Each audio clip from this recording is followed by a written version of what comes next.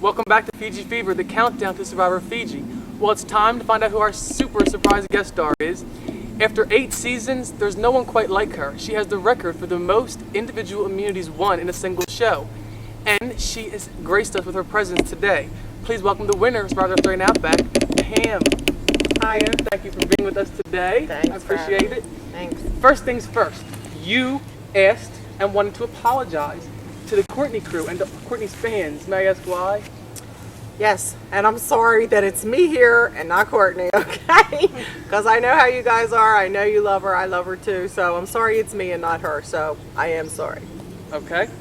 We've been talking a lot about the experience of Survivor. Looking back on your seasons, what was your experience like? It's very emotional. You had a lot of highs. You had a lot of lows. You really, if you are a true player and really get into the game and give 100%, it's like 1 minute you can just be so ecstatic and the next minute you can just be so down. It's a very emotional game, very physical and emotional. Everyone knows that you were part of the most famous alliance ever, but you said that most alliances sadden you. Can you explain that? Yeah, because the one thing about an alliance is that you have to be true to the, in my opinion, you have to be true to the alliance. And I've noticed in, some alliances, they are to a point, and then they fall apart, and they'll backstab each other and things like that. And to me, that's not good as far as an alliance goes. Would you, comes back to that point, would you have ever someone in the end if they betrayed you? Absolutely not. Absolutely not. Absolutely not. No, because my opinion is the type of, you are the person, you show your true colors when you play the game. And if you are a liar outside the game, you backstab people outside the game, that's how you're going to play the game. And I just feel that, somebody who sat there and told me, something to my face and everything, and then they get to the end, no, I'm not, absolutely not, won't vote for you. You said people's true colors are exposed, so they are who they are. Absolutely. You're basing that on your season. Yes. Could you elaborate on that, why you think that?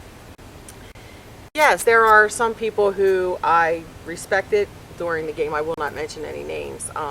At least 2 people that I highly respected in the game, and they turned out to be not what I thought that they were. In the beginning they were, and then at the end you saw their true colors. And now I have no respect for them as a player or as an individual. Okay. Sorry about that. Okay. Well, you name names, you don't have to apologize. Being on a season that was not surrounded by fanfare, what do you think about the attention publicity the show's now garnered?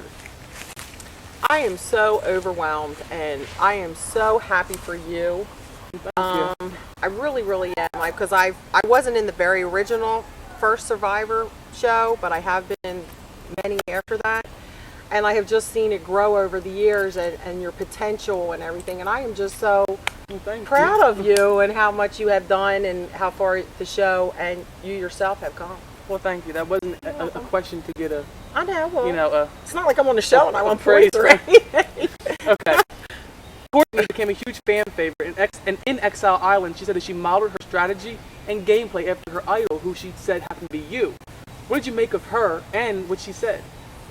Well, first of all, I thank her for thinking that way of me. That's very nice of her.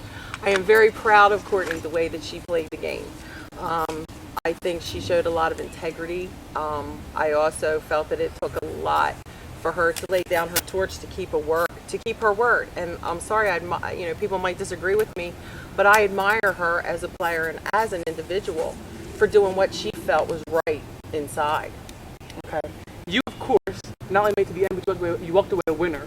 What qualities do you think a person must possess to get to the end? Well, you have to. It has to be a balance. You have to. It's social skills as well as physical skills. You have to give it your all. You have to realize. You have to look down the road too. A lot of people don't do that. And maybe I'm giving something away to you people, but but you do. You have to look down to the end result. What's going to happen? How did you treat these people when you're sitting there at the final 2, 3, 4, or however many it's going to be? You have to keep that in mind. Well, Pam, you're sticking around, and Jody and Greg will be back with us because they're going to answer your questions live. Stay right here. This is Fiji Fever, the countdown to Survivor Fiji.